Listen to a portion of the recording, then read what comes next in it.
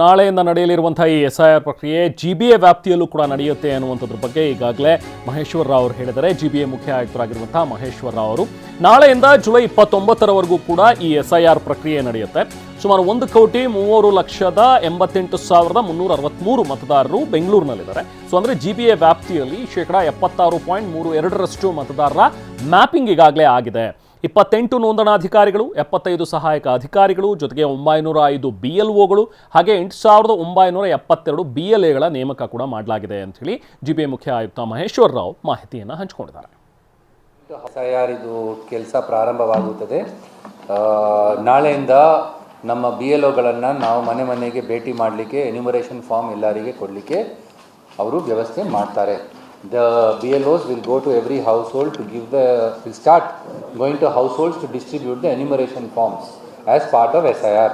The SIR 30 ಜೂನ್ನಿಂದ 29 July ತನಕ ನಡೀತದೆ. ಆಮೇಲೆ ಡ್ರಾಫ್ಟ್ ರೋಲನ್ನು 5 ಆಗಸ್ಟಿಗೆ ನಾವು ಪಬ್ಲಿಷ್ ಮಾಡ್ತೀವಿ. SIR ಇದು